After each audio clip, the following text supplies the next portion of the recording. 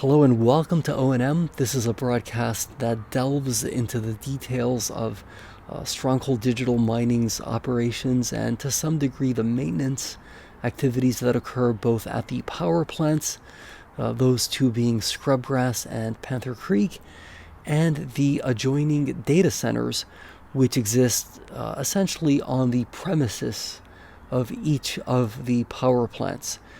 Today is Saturday, June 17th, 2023. It's about 9 o'clock in the evening.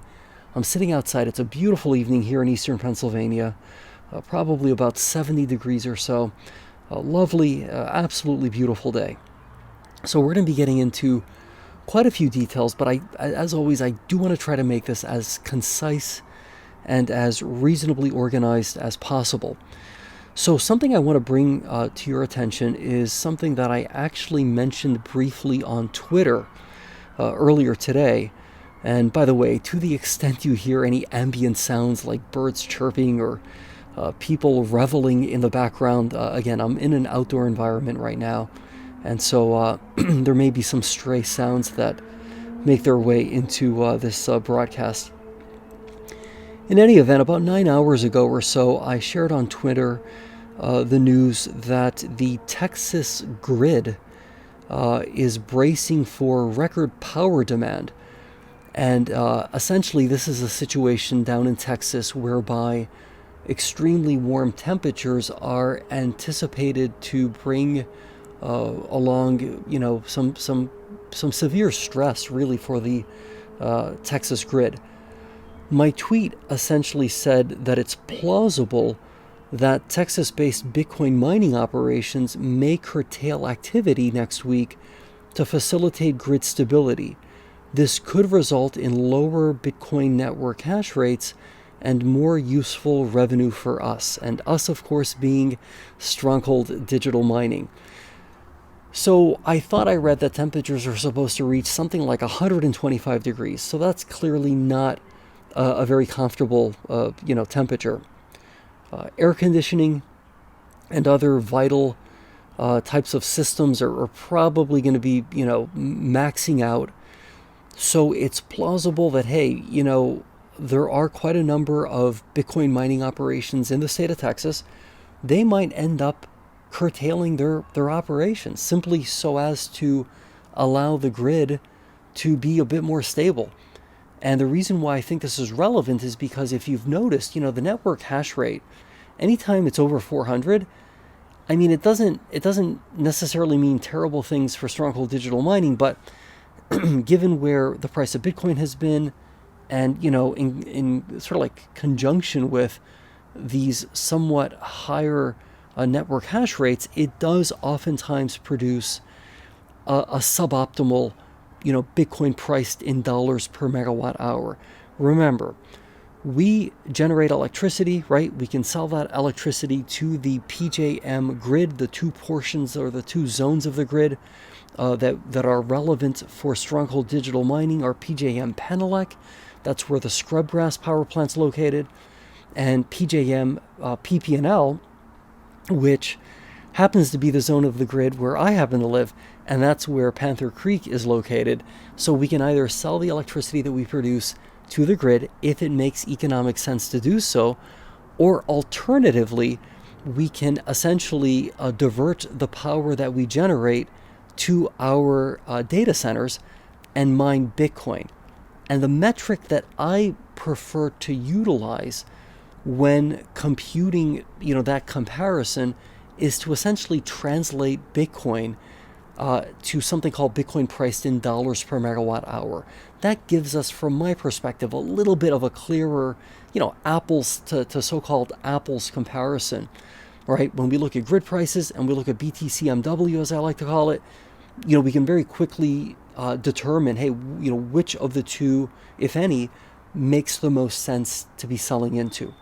Okay.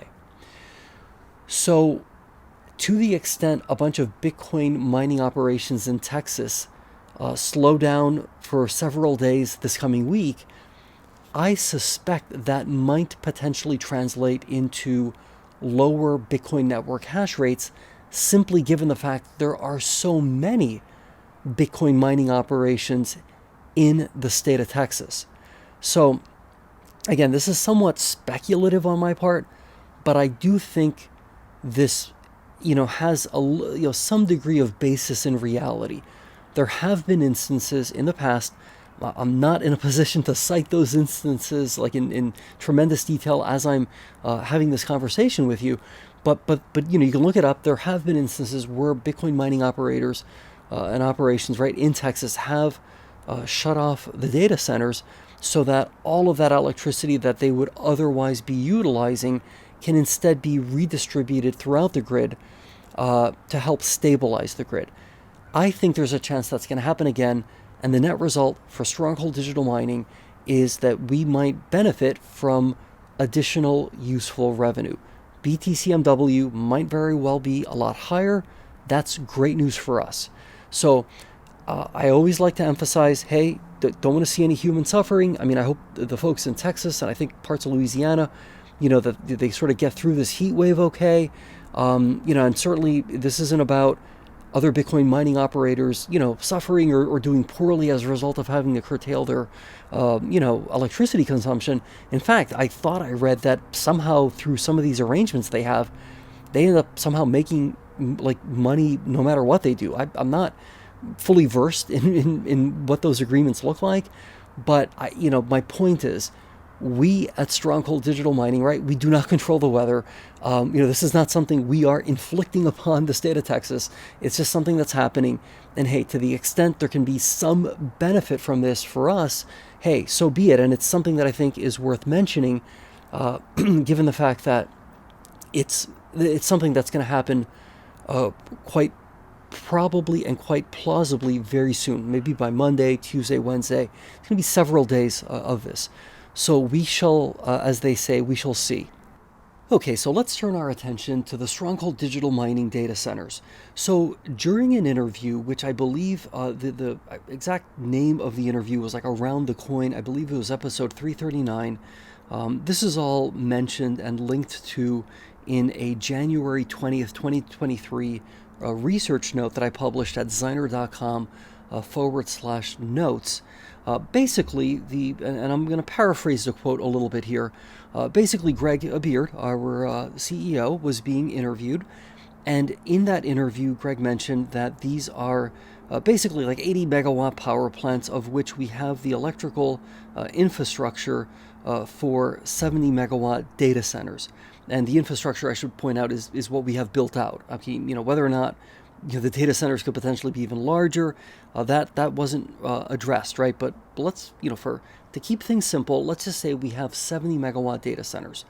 So that would be both at Scrubgrass and at Panther Creek for a cumulative, a total of, say, 140 megawatts, right, of data center infrastructure at our disposal. What I want to point out is that, in past years, specifically 2022, we did talk about achieving an internal hash rate of over 4 exahash, right? Specifically, it was mentioned 4.2 exahash. Now, that kind of begs the question, well, how do you do that? How does that work? So I think a relatively interesting example might be if we turn our attention to the, I think, very ingenious purchase of the MicroBT WhatsMiner M50 Bitcoin mining machines, which is something we did relatively recently. Now, these machines are able to produce 118 terahashes, and the electrical consumption per machine is estimated to be about 3,304 watts. Okay, and we arrive at that number by looking at the what I like to call the efficiency ratio, but really what they describe simply as being the power ratio. If you look at the WhatsMiner M50 spec sheet, so to speak, or it's like a quasi spec sheet, it's kind of like when you go to the main page on the MicroBT website, and you just take a look at what it's showing there for the WhatsMiner M50. Right below the hash rate of 118 terahashes, you'll see power ratio 28 J/T, right? So 28 joules per terahash, essentially. a quick note with regard to the issue of joules. Basically, and to keep this relatively simple, if you go to a site like rapidtables.com and you look up a joules to watts calculator, and you enter enter energy in joules. Okay, so you put in 1 joule, enter time in seconds, just put in 1 second, and then you calculate the result, right? And the power result in watts is 1 watt. So without really getting too far afield into a very hyper-specific discussion about this, I think for our purposes, it's very useful to simply think in terms of, hey, joules, in the case of these Bitcoin mining machines, the time in seconds is going to be 1 second per joule. Therefore, essentially, we're basically talking about 1 joule equaling 1 watt, okay? So when we see a power ratio of 28 joules per terahash, let's think of that as 28 watts per terahash. And interestingly enough, when you multiply 28 by 118, which is the number of terahashes, that is how we arrive at the 3,304 watts, right? So per machine. Now, there's 140 megawatts to work with, right? Let's just kind of take a so-called blue sky example here. Let's pretend these data centers were completely empty, and we were tasked with filling these data centers with the Bitcoin mining machines of our choice. And let's assume for the purposes of this analysis that we have settled upon the MicroBT WhatsMiner M50s, which are phenomenal machines. They really are. So when we divide 140 million watts, right? Because when we talk about 140 megawatts, that really translates into 140 million watts. So when we divide 140 million watts by 3,304 watts, right, which is our estimated electrical energy usage per Bitcoin mining machine, we basically get the number 42,372. What does that mean? Well, it means that we could comfortably fit 42,372 MicroBT WhatsMiner M50 Bitcoin mining machines into our data centers, right? That would be, of course, Scrubgrass and Panther Creek. The really interesting thing is, and you're welcome to do this math as we talk about this, if you pull up your cell phone calculator. Okay, if you basically then take 42,372, which is the number of Bitcoin machines we could fit into our data centers, right, given the electrical usage per machine of about 3,304 watts, right? So if you take 42,372 and you multiply that by 118 terahashes, which is the terahash output per Bitcoin mining machine, you basically arrive at practically 5 exahash of Bitcoin mining capacity. So, let that sink in for a second. If we were to restock our entire Bitcoin mining data center infrastructure with nothing but the MicroBT WhatsMiner M50s, we could essentially have an internal Stronghold Digital Mining hash rate of about 5. I mean, it's like 4.999. I mean, it's essentially 5 practically. The reason why I think that's relevant is because when we talk about targeting a hash rate of 4 by September 30th, 2023, and yet, if we were to study some of our slide decks from 2022, we would see that, in fact, right, we were guiding towards about 4.2 exahash of Bitcoin mining capacity. So, what this little demonstration that we just kind of walked through, what it ultimately demonstrates is that we actually could fit about 5 exahash of Bitcoin mining capacity in our data centers if we were to simply use nothing but the MicroBT WhatsMiner M50s. Okay? So my point here is that, yes, we do have a rapidly evolving fleet of Bitcoin mining machines, right, that are becoming increasingly more and more efficient. And by the way, when we talk about efficiency, I admit that this can be a little bit confusing, especially sometimes the way that I choose to word it. But when I say that, the efficiency number is going down, that doesn't make sense. I probably shouldn't quite phrase it that way.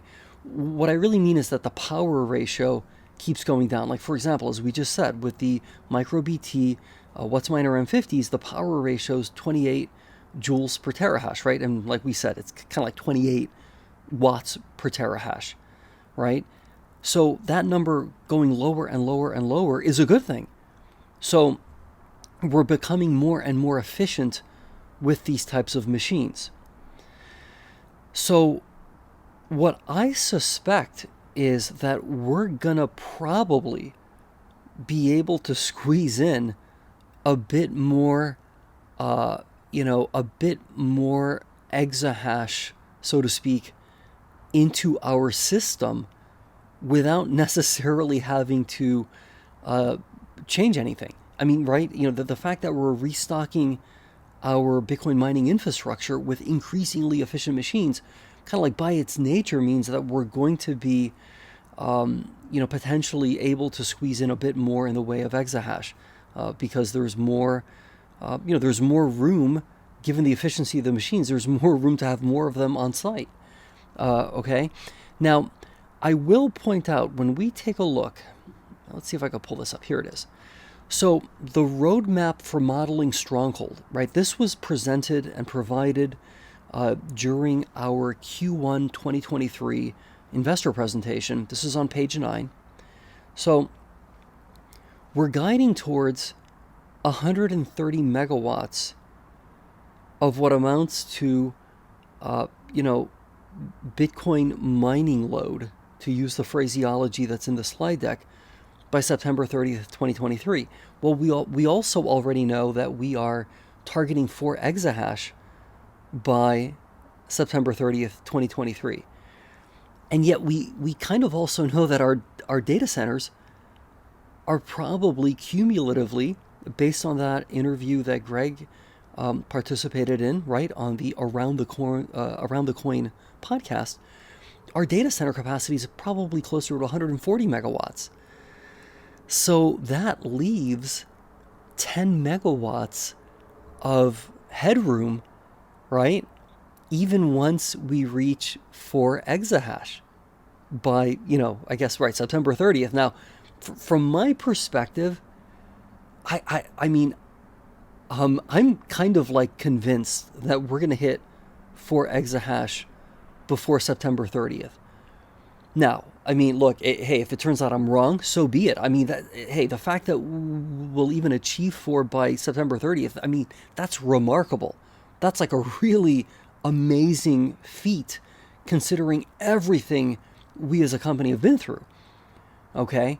So I'm not by any means attempting, I'm not diminishing that. I mean, that would be a remarkable achievement if we did that by September 30th. I just have a sense that we might do that even sooner. So what that plausibly means is that we will have 10 additional megawatts with which to, continue, increasing our exahash, our internal Stronghold Digital Mining exahash capacity, our Bitcoin mining capacity, right? So let's do this in real time. Let's just kind of do a little bit of math here. Always a bit dangerous to do math in real time when you're recording something, right? It's almost like an invitation for there to be all types of errors or problems. But since we're fairly comfortable and familiar with the numbers, I do think it makes sense to just dive right into this. So let's take 10 million watts, which essentially is, right, 10 megawatts is 10 million watts. Let's divide that by 3,304 watts, which would be, of course, going back to the example of the MicroBT WhatsMiner M50 Bitcoin mining machines, right? That's the watt usage per machine. And, the result is when we divide 10 million watts by 3,304 watts, hey, that means we can fit an additional 3,026 Bitcoin mining machines in our data centers without having to really do anything, right? I mean, it's not like we have to build out any additional data center infrastructure, assuming, what Greg mentioned in that podcast is, within the range of, being reasonably accurate, which I have no doubt that it is. My point is that, hey, we have some extra room for Bitcoin mining machines. So, okay, let's take, what did we just say? 3,026 additional Bitcoin mining machines? Okay. Times, say, 118 terahashes per machine. That's essentially 357 petahash.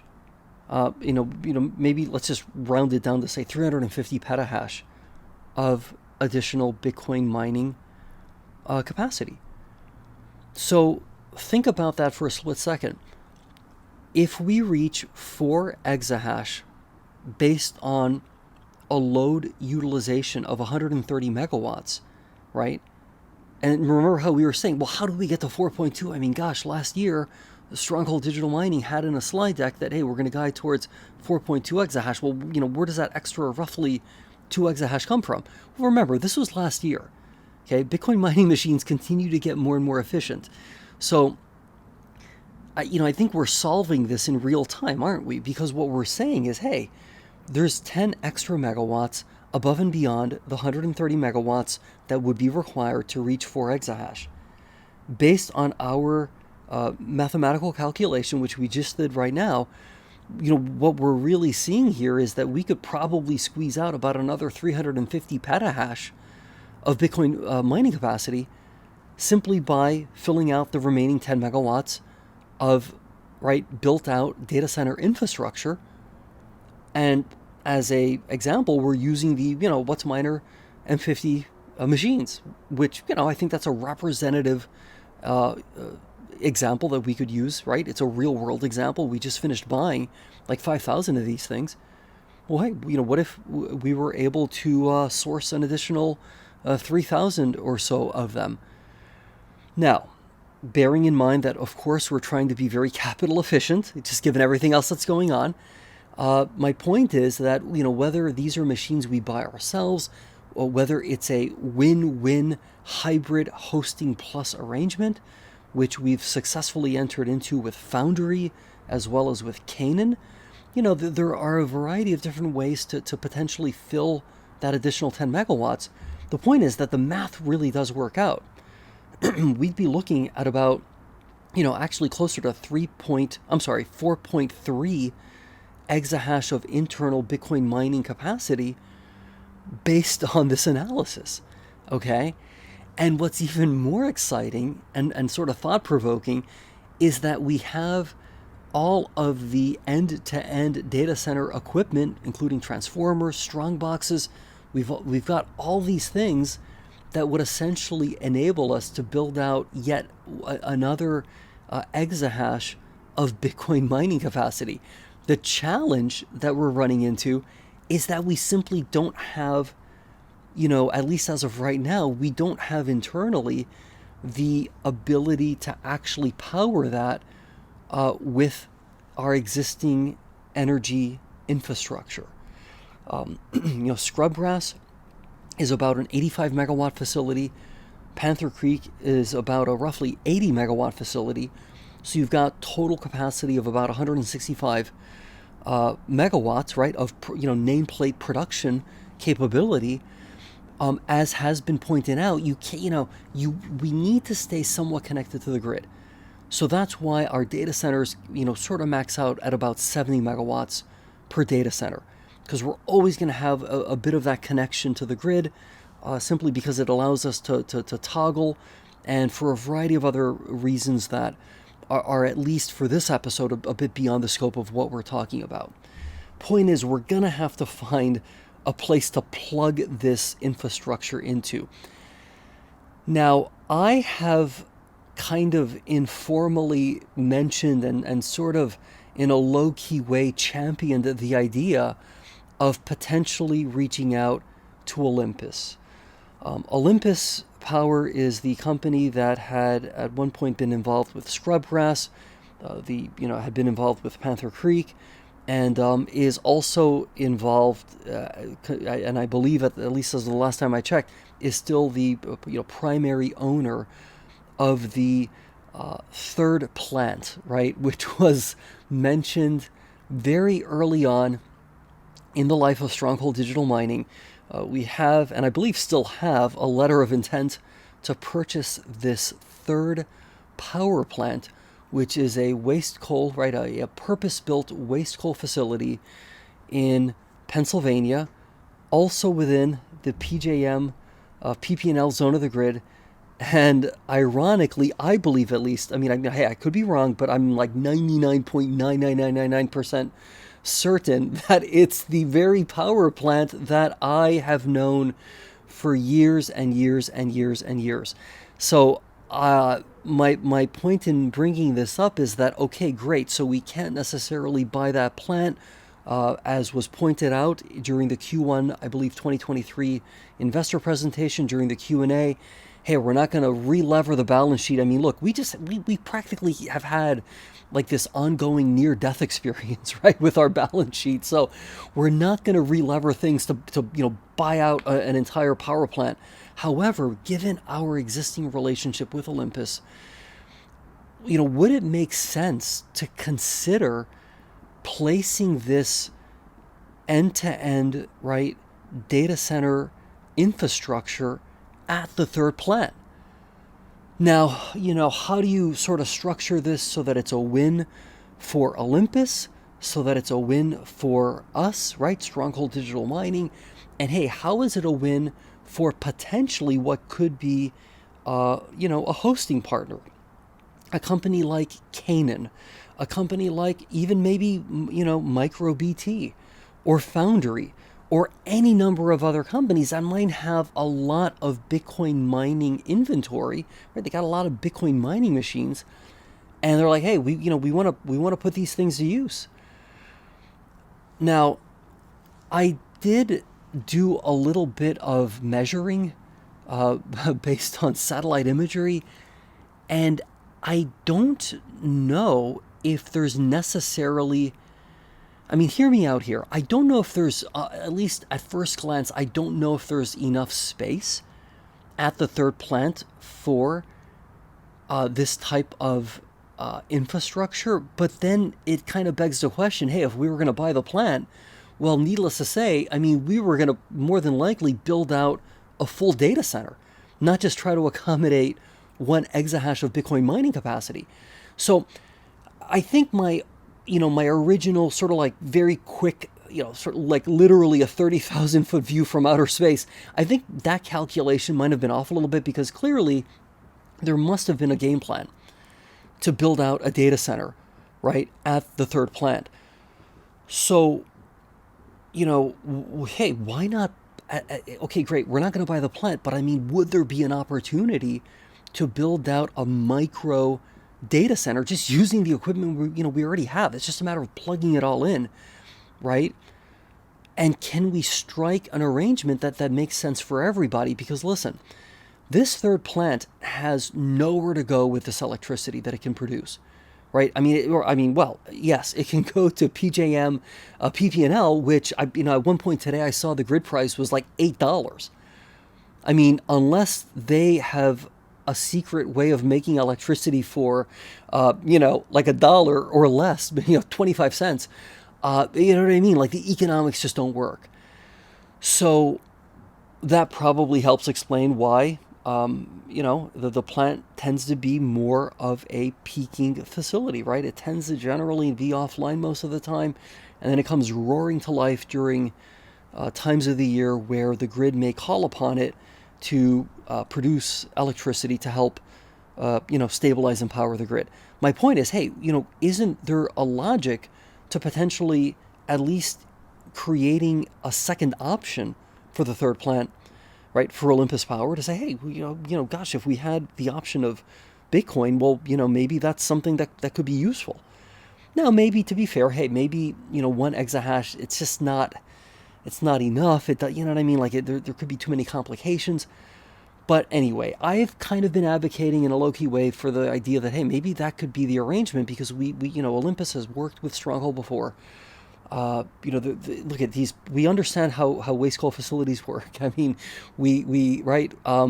It wouldn't. I don't think it would be that insurmountable of a challenge to say, how do we, how do we co-locate a little, micro data center at the third plant and do it in a way that's like a win-win for everybody.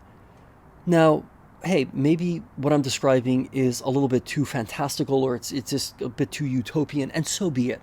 I will absolutely support, whatever decisions made as to where we're gonna like warehouse this final exahash, right, of potential Bitcoin mining capacity. Okay, this isn't I'm not quibbling over where this ultimately ends up. I think none of us are.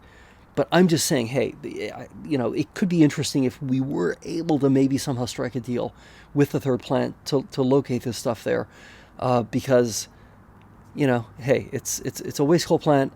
These plants tend to struggle a bit. If we can, I'm just saying, it's something that I think could be interesting. And look, I say that obviously, right? I mean, I could literally then, I could practically just stand there and, see what's going on, which would really be cool. Panther Creek is pretty close by too, but this other plant is like really close by, like, I mean, laughably close by. So anyway, I think we've exhausted this topic, but hopefully we got into enough specificity that it's a bit clearer now how, in fact, indeed, yes, we have a path that not only leads to 4 exahash of Bitcoin mining capacity, but that very plausibly, I think realistically leads to probably something closer to 4.3 exahash, just based on our existing data center setup. Not talking about the extra exahash, that's sort of like sitting on the sidelines, just based on what we've got right now. And to me, that's pretty darn exciting. Now let's talk about how Stronghold Digital Mining could plausibly lower its core operational expenses even further without necessarily sacrificing safety or the health and wellness of our power plants and our data centers. So when we look at Q1 2023 results, specifically fuel, operations and maintenance, and general and administrative. Basically, fuel was at 7.4 million, O&M was about 8.4 million, and G&A was about 8.4 million as well. Add that up, it's about 24.2 million. I like to keep it simple, let's just call it $24 million. Now, when we look at the guidance, right, the roadmap for modeling Stronghold, and this is management's key model inputs. This is on page 9 of the Q1 2023 investor presentation. Down near the bottom, it says the following: $2 to $4 million in annual plant outage O&M expenses. So whenever there's a plant outage and there's going to be some maintenance work done, we're looking at some costs, right? There's going to be a cost incurred for doing that. It looks like we're guiding right between $2 to $4 million, and that's on an annual basis. Let's, for the sake of this discussion, let's just split the difference. Let's call it $3 million, okay? So I'm going to go to make a notation here, 3 million for plant outages. Now, it also says 2.5 to 3 million in monthly O&M expenses, excluding plant outages. So that's why I chose to talk about plant outages first, just to kind of get that out of the way, okay? But basically, 2.5 to 3 million in monthly O&M expenses. Now, let's just go ahead and jot that down real quickly here. So, and let's call it 3 million, okay? Well, we already know that if we were to multiply 3 million, right, and that's a monthly number, by 3 months, that's about $9 million. Now we know that we're already like lower than that based on Q1 2023 results, right? So like operations and maintenance was 8.4 million. So if you take 8.4 divided by 3, so we were like essentially at around 2.8 million per month. And remember, the range that was provided in the roadmap is, hey, between 2.5 and 3. So there we're already at 2.8, which is pretty good. Now, here's where it gets particularly, I think, thought-provoking and kind of interesting. Now, it says here $20 million annual cash G&A, right? General and administrative. $20 million. So, and maybe this is where you can perhaps correct me or perhaps provide some context or maybe some thoughts as to, how this math might work out. But let's just take 20 million and let's divide 20 million by 12 months. Okay, it comes out to about $1.66 million a month. And let's just double check that, right? 1.66 times 12, 19.92, just about 20, right? So when we look at Q1 2023 general and administrative expenses, right, it was 8.4 million. So if you take, again, 8.4 million, you divide that by 3, that's 2.8 million. Well, we just said a moment ago that it seems as if, though, management is talking kind of like more along the lines of 20 million for the whole year, which would imply 1.66 million per month in general and administrative expenses.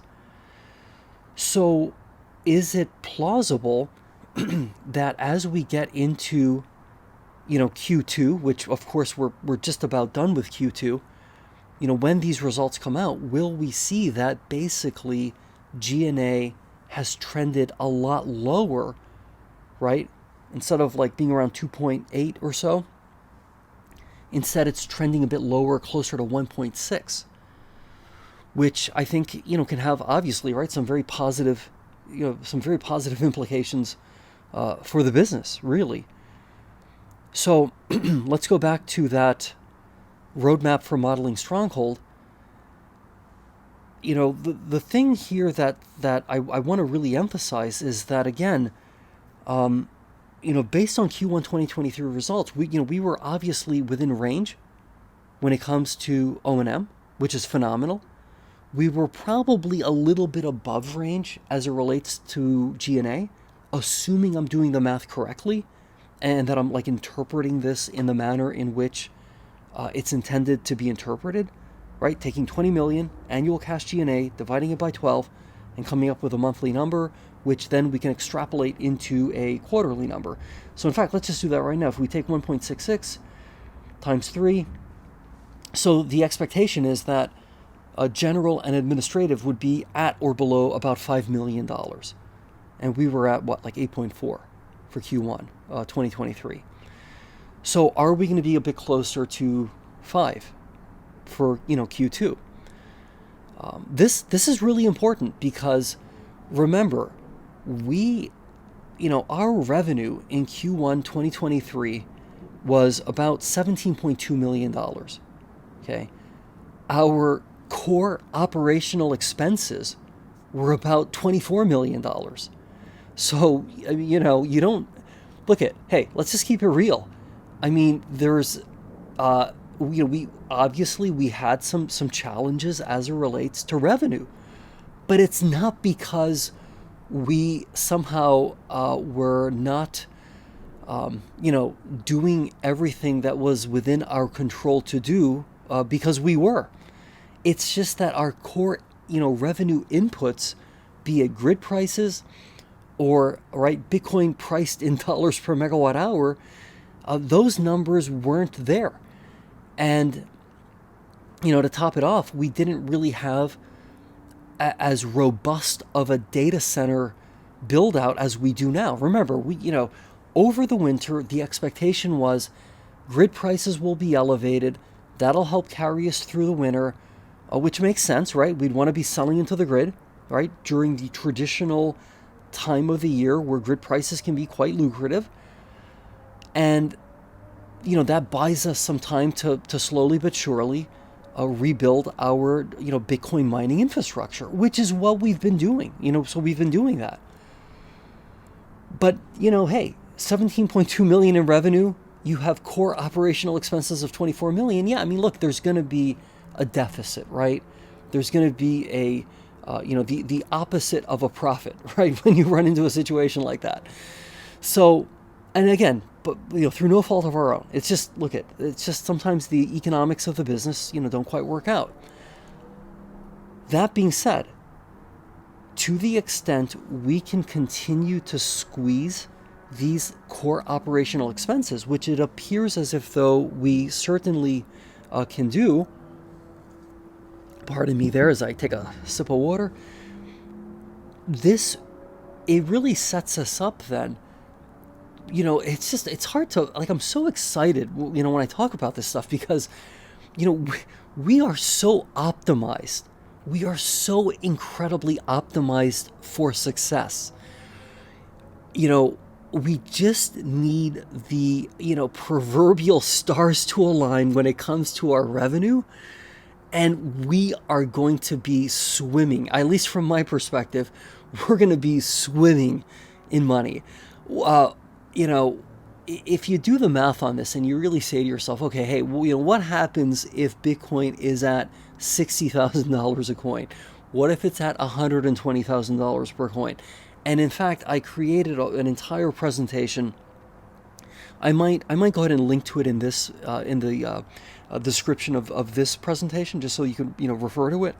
But I ran through an Excel spreadsheet, and I did a bunch of computations, and I mean, we could very, very easily and very realistically pay off our, 50 some odd $million in remaining debt.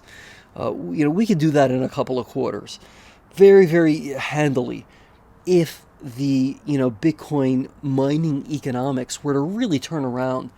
Not only would we benefit tremendously, I mean, the truth is, all the major players in the publicly traded Bitcoin mining space would do really well. So again, and that's awesome for them, but we in particular would do exceptionally well. And so I think that when we look at how we're proceeding as we go forward, and again, we got to keep in mind, right, these are extremely complicated power plants in many ways. I mean, these are not simple. I mean, yes, they're simple machines to describe, right? I mean, it's very easy for me to, throw out a couple sound bites describing what happens there. But the day-to-day intricacies of keeping these plants going, it is quite a challenge. And I'm so appreciative of everybody whose job function is tied to these power plants. It's you guys and gals, you do a great job, and thank you. And but so things sometimes happen though, right? And sometimes there's unexpected maintenance. So it just feels like we're always sort of dealing with the unknown, right? Would there be a potential unplanned downtime at, say, Panther Creek? Hey, we need to do a bunch of maintenance. How much is that going to cost us? Okay, $1 million. Well, again, if Bitcoin economics are in our favor, great. Hey, no big deal. You know what I mean? Here's the money. We're swimming in it, so to speak. But right now, when we're in still a period of contraction as it relates to grid pricing, Bitcoin mining economics have improved certainly from what they were, at the very beginning of this year. But they're still not arguably where they have the potential to be. Okay, so let's not, let's not sugarcoat it. Bitcoin mining economics are not exceptional. They're okay, all right? Depending on the day, depending on the Bitcoin network hash rate, you know what I mean? The economics are okay, right? But they're not exceptional.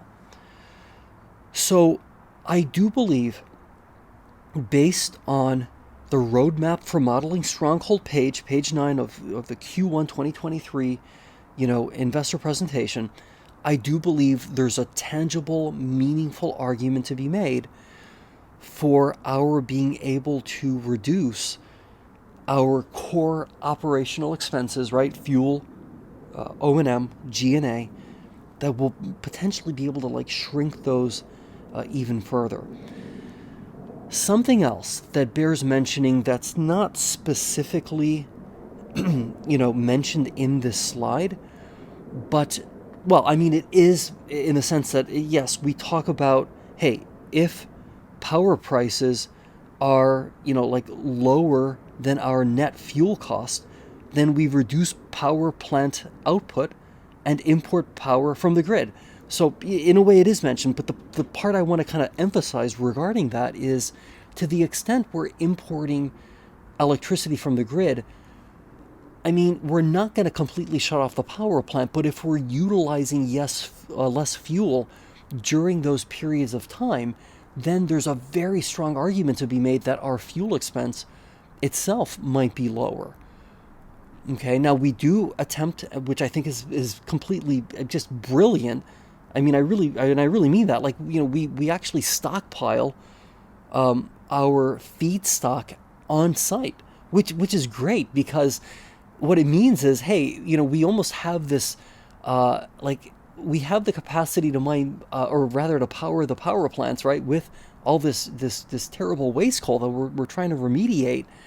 And if we have it stockpiled on site, right, hey, if there are periods of time where, for whatever reason, diesel prices were to skyrocket and suddenly we're paying these surcharges on the delivery of the waste coal to these plants, well, maybe then it's we slow that down and, we attempt to use what we have stockpiled on site, which is kind of a cool way to arbitrage things a little bit even further. So, and I'm really excited, by the way, to see, in fact, how much have we curtail the power plants now during Q2, 2023. We mentioned having experimentally done some of this at Scrubgrass towards the end of Q1 2023 during the investor presentation, but it seemed, I got the impression that, now, during this quarter is when that type of activity potentially might have been employed a bit more. So it'll be interesting to see what result that has on our fuel costs. Bottom line, fuel, O&M, G&A. Those are costs that we can't dodge. This isn't, amortization, right? Or, right, there are, or depreciation. There are various things that, from an accounting perspective, are considered losses, but they're non-cash losses.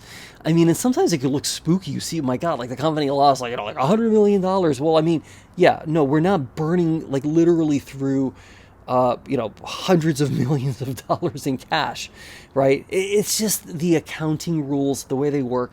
But when it comes to fuel, right? When it comes to operations and maintenance, when it comes to general and administrative, and by the way, next year, if and when we begin, right, making these interest payments, these are, right, those are going to be core costs. I know that interest payments don't really fit into, the sort of inside the tent of, calling it an operational expense, but from a business survivability perspective, we need to be making those payments. And so, I think I look at that as being something that we can't dodge, right? That's not a non-cash expense or some accounting gimmick or anything like that. That's money that's literally going to be swept from our, checking account, so to speak, right? So the money's got to be there for that, okay? But for right now, right, fuel, operations and maintenance, and of course, general and administrative. Those are the costs we absolutely need to be able to cover.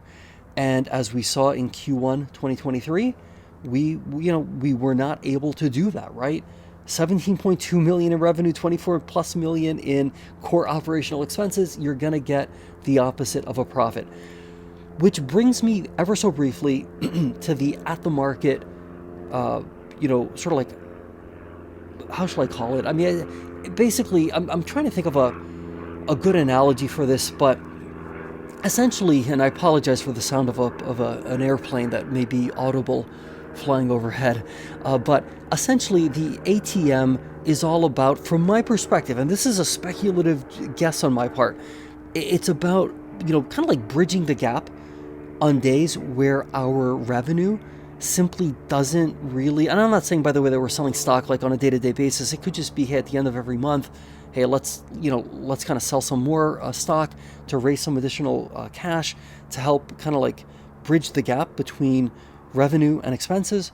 Again, it's speculative on my part, just simply based on our performance during Q1 2023. It's also plausible we're raising $15 million to buy more Bitcoin mining machines.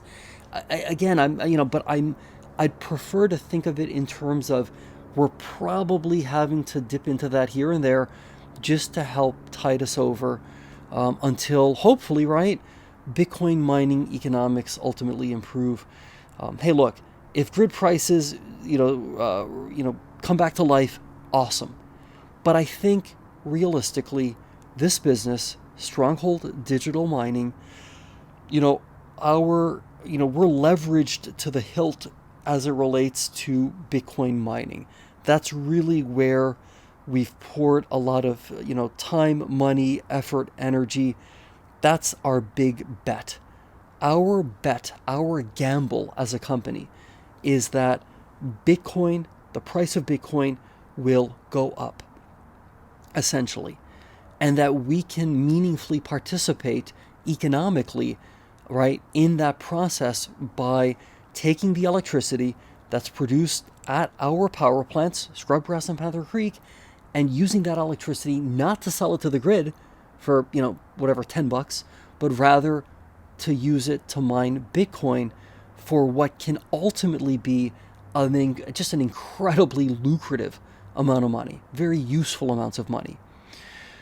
So I do think we can push our costs lower, but ultimately, the name of the game, right, our entire future really kind of rests upon one of those input, right, those revenue input variables going up. And I think absent, grid pricing kind of, coming back to life, which it very well may in the summer, I think, all eyes are on Bitcoin. Okay, let's go ahead and wrap it up for this evening. It's a little bit after 10 o'clock at night. I'm going to see if I can edit this together and get it out there this evening yet.